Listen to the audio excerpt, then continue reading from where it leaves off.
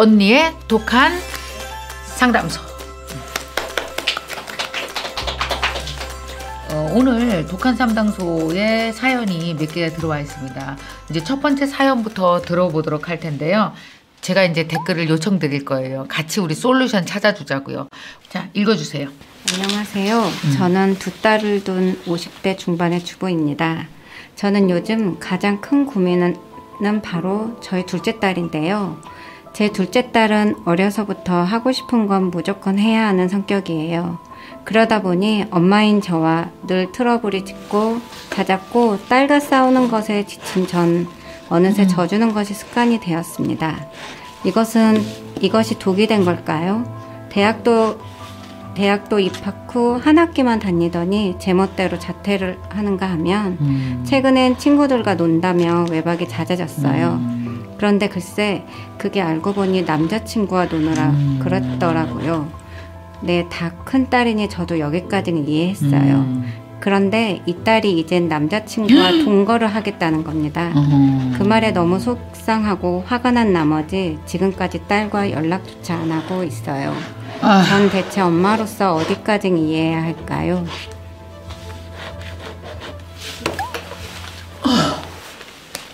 목 아파. 아유, 목 아파.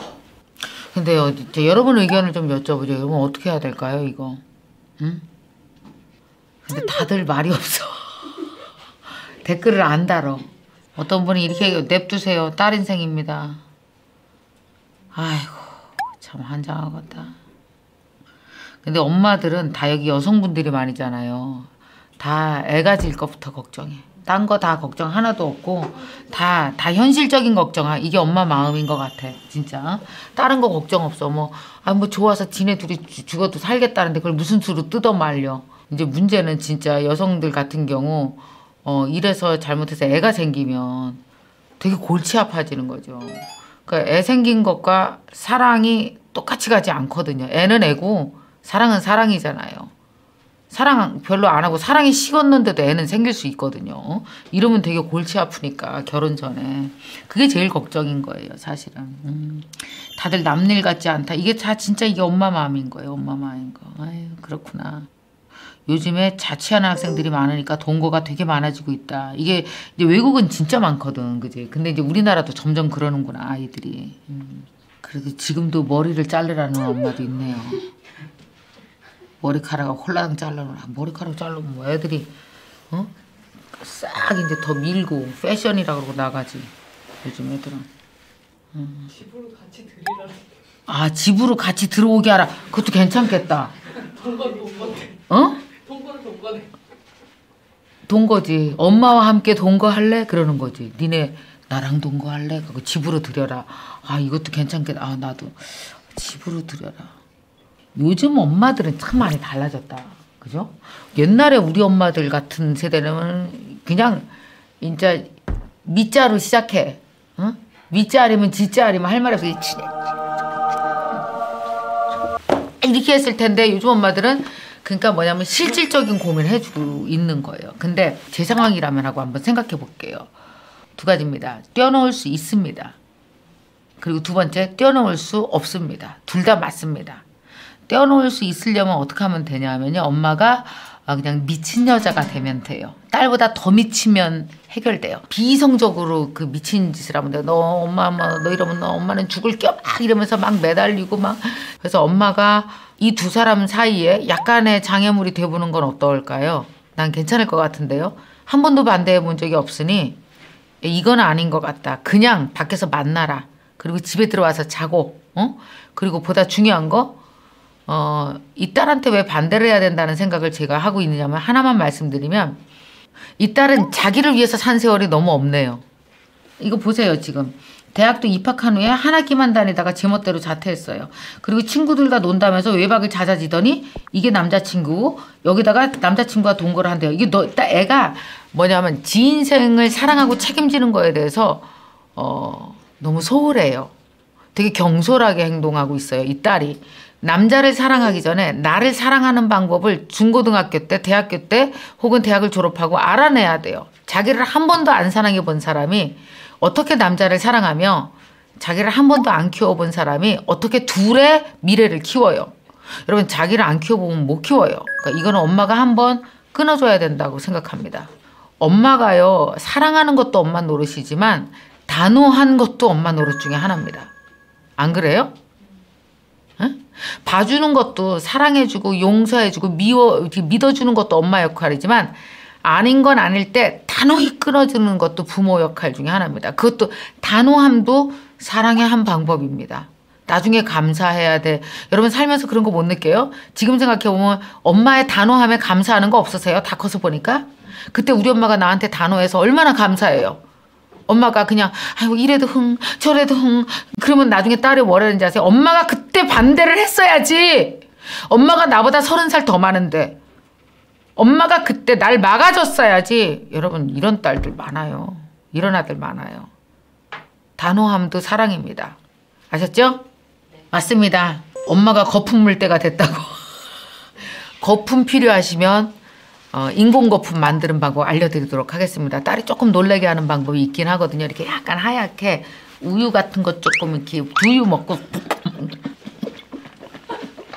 이렇게 한 다음에 조금 이렇게 해봐.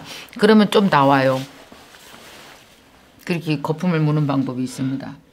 단호한 거품을 보여주시기 바랍니다. 엄마의 단호한 거품. 자, 그 다음 이제 두 번째 사연 들어가겠습니다. 네. 안녕하세요, 미경쌤. 저는 대학 졸업 후 전문직에 종사하다 지금의 남편을 만나 결혼했고 얼마 후 곧 출산을 앞두고 있는 30대 예비 엄마입니다. 그렇게 마냥 행복할 줄만 알았던 저한테 최근 엄청난 시련이 닥쳐왔어요. 사실 저는 과거 어린 시절 공부와 거리가 멀었고 술, 담배, 이성교제 등 미성년자가 해선 안 될 많은 행동들을 일삼았던 일명 비행 청소년이었어요. 그러다 고3이 된 어느 날 남들에게 손가락질 받던 제 모습에 수치심을 느끼고 새 삶을 살기로 결심했고 열심히 노력해 지금에 이르렀습니다. 그런데 얼마 전 우연히 어린 시절 친구들을 다시 한 동네에서 만나게 되었어요. 과거와 180도 달라진 제 모습이 그 친구들 눈에 불편했던 걸까요? 친구들은 어느 날부터 남편들과 다른 가족들까지 다 모인 자리에서 과거의 제 모습을 모르는 사람인 척 도마 위에 올려 과거를 숨기고 사는 사회의 악이자 영원히 치유되지 못할 인간이라고 비난하고 있습니다. 네 친구들 아니야 이거? 언젠가 제 과거를 남편과 곧 태어날 아이까지 알게 돼 훗날 가정에 위기가 찾아올까 너무 두렵습니다. 과거의 잘못을 뉘우치고 새 삶을 살고자 했던 제가 그렇게 잘못한 걸까요?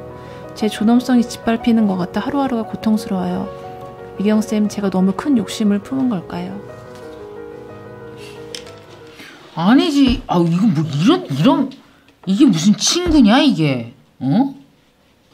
고등학교 때 이렇게 막 술, 담배 하고 뭐 이성교제도 하고 이렇게 있다가 고3 때 정신 딱 차리고 다시 공부해서 이렇게 해서 지금 결혼해서 잘 살고 있는 친구한테 세상에 너무 잘 사니까 쌤이 나서 미치는구나 얘네들이. 아우 세상에 이런 사람들이 있어. 자 여러분 여기서 되게 중요한 거 하나 얘기할게요. 세컨 찬스라 그러죠. 살다가 보면 사람이 다 실수합니다. 누구나.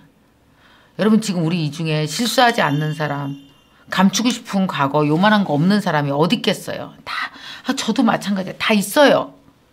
근데 얘네가 지금 자꾸만 소문을 내려고 작정하고 나를 위협을 하고 있는 상황이잖아요. 이 사연자님이 반드시 알아야 될 건 이거는 내 잘못이 아니고 걔네가 나쁜 애들인 거예요.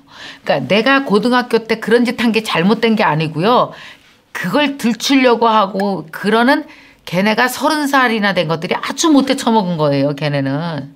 그러니까 이거를 내 잘못으로 요만큼도 생각하시면 안 되는데 지금 벌써 뉘우치고 새 삶을 살려고 한 게 내가 그렇게 잘못된 걸까?